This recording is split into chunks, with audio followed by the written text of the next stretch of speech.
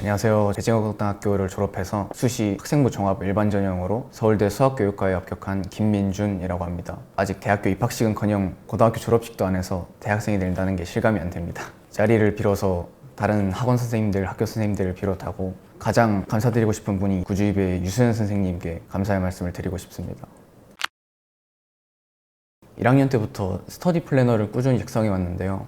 시험 시작 7주 전부터 어떤 문제집을 풀고 어떤 교과서를 보고 최소한의 복습 횟수는 몇 번 정도로 둘지 이런 것들을 미리 정리한 다음에 그걸 6등분을 해서 일주일 단위로 계획을 세운 후에 일주일 단위로 계속 공부를 하다가 마지막에는 일주일이 남잖아요. 일부러 그 일주일의 공백 기간을 가져서 미처 다 끝내지 못한 부분이라거나 부족하다 싶었던 과목들을 더 공부한다거나 최종적으로 정리하는 기간으로 남겨두고 공부를 했는데요. 스터디 플래너로 작성하면서 내가 오늘 하루를 어떻게 썼는가 시간을 체크하다 보면은 생각보다 남는 시간을 알차게 쓸 수 있고 그런 부분이 도움이 많이 됐다고 생각합니다. 목표 설정 같은 경우에는 학교를 정하기보다는 과를 정해서 1학년 때부터 관련 동아리에 들어간다거나 관련된 수행평가, 비교과 활동을 챙긴다거나 하는 방식으로 과를 목표를 설정하는 게 수시에 있어서 도움이 많이 됐다고 생각합니다. 저 같은 경우에는 수학과 혹은 수학교육과를 진학하겠다고 결정을 해서 수학 동아리에 들어가거나 비교과 활동, 수행평가에 있어서 수학과 관련해 수준 높은 활동을 해왔던 게 도움이 많이 됐다고 생각합니다. 저희 학교는 아무래도 공부를 열심히 하는 학생들이 많다 보니까 국어나 사회 과목 같은 암기 과목은 평소에 선생님이 프린트로 알려주신 문항들이나 교과서에 없고 칠판에 판서로 적어주신 내용들이 문제로 나왔을 때 그 문제로 등급이 갈리는 경우가 많았어요. 그래서 수업 때 그런 부분을 꼼꼼히 체크하는 것들이 중요하다고 생각합니다.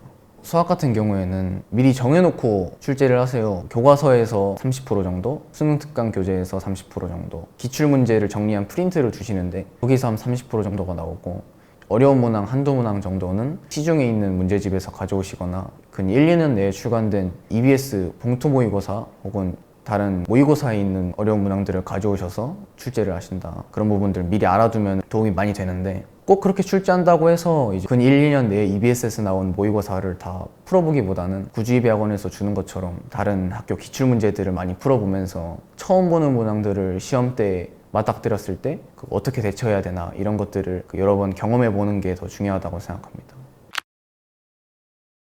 저같이 자사고를 다니는 친구들은 3학년 때까지 내신을 포기하지 않고 끝까지 챙기는 경우가 많아요. 그러다 보면 1년짜리로 짜여진 수능 커리큘럼을 따라가기가 어렵거든요. 8시부터 4시까지 학교 수업을 듣고 끝나고 비교과 활동을 챙기고 시험 기간도 대비를 해야 되고 이러다 보면 저도 시간이 많이 부족해져서 생명과학 같은 경우에는 커리큘럼상 5월에 끝나야 될 게 8월 말에 끝나는 일도 있었고 물리 같은 경우에도 9월 모의고사 전까지 끝내야 되는 그런 교재를 수능까지 끌고 갔어요. 심지어 그마저도 다 푼 게 아니라 필요한 부분만 챙겨서 들었거든요.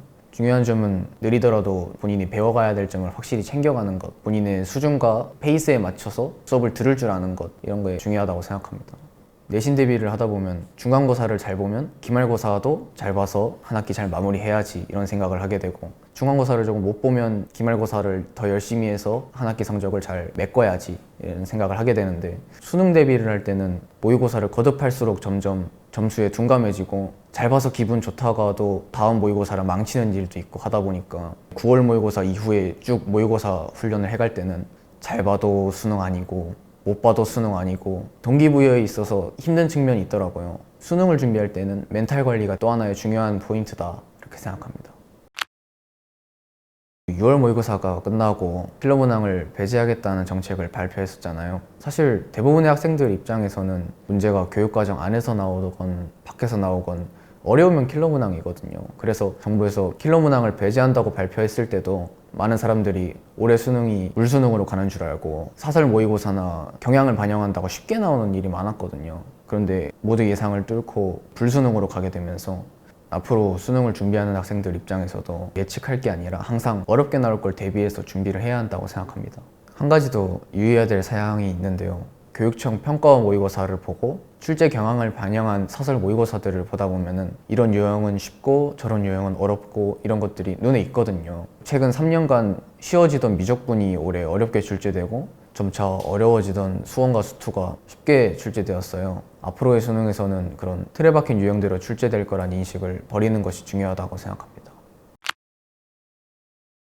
서울대 면접 같은 경우에는 필기부 질문이 거의 없고 문제풀이가 메인이거든요. 시험지와 백지를 받고 백지에다가 제 풀이를 정리하면은 풀이를 정리한 종이를 들고 들어가서 제 풀이를 교수님께 설명을 드리는 방식인데, 이때 한 가지 착각할 수 있는 게 내 풀이를 자세히 설명할수록 좋다고 생각할 수가 있거든요. 그런데 오히려 시간을 너무 많이 잡아먹어서 내가 풀었던 것들을 다 설명하지 못하고 나올 수가 있어요. 잘 풀었겠거니 하는 문항들은 질문하지 않으시거든요. 답이 맞았는데 어려운 문항이라거나 답이 틀렸다거나 답을 구하지 못한 경우에 질문하는 경우가 많으시거든요. 그래서 내가 답이 맞았다고 생각하는 문항 같은 경우에는 풀이의 핵심만 딱딱 짚어서 설명을 하는 것이 내가 어떤 점이 핵심이라는 것을 알고 있다, 이런 거를 어필하는 한 가지 팁이 될 수가 있고 시간 단축에도 도움이 되고요. 무엇보다도 자신이 푼 풀이에 대해서 자신감을 가지고 당당하게 설명하는 것이 도움이 된다고 생각합니다. 고등학교 2학년이 시작되는 22년 3월부터 다녔고요.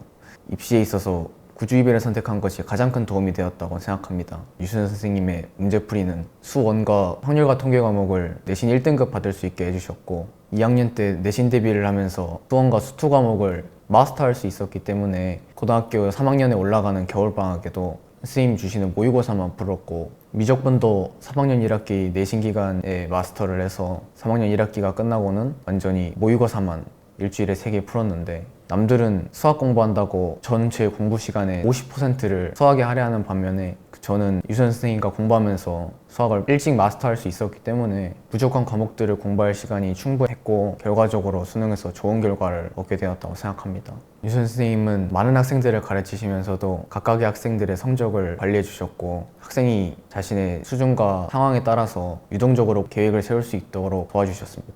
자료가 방대해서 따로 복습하지 못한 학생들을 위해 한번 풀었던 문제라도 까먹을 때쯤 다시 가져오셔서 저희가 잊지 말아야 될 풀이들을 한 번쯤 상기시켜 주셨어요. 그리고 무엇보다 훌륭한 문제풀이가 많은 도움이 됐습니다. 겁많은 현역이었던 저도 수능 최저를 맞추는 데 있어서 수학을 2등급 받을까 봐 걱정해 본 적이 한 번도 없었고, 24학년도에 모든 평가 모의고사에서 전부 100분위 100을 받을 수 있었고, 선생님과 공부할 때 정리해둔 기출문제집은 나중에 과외할 때 쓰려고 간직해두고 있습니다. 구주입에서 많고 많은 문제들을 풀다 보면 왜 이렇게 괴상한 문제를 혹은 왜 이렇게 많은 문제를 주시는지 의문이 들고 또 하기 싫어지는 순간이 있습니다. 남들이 하지 않더라도 문제를 가리지 말고 다 푸는 게 분명 도움이 될 것이라 생각합니다. 나에게 구주입이란 믿어 의심치 않았던 종교다.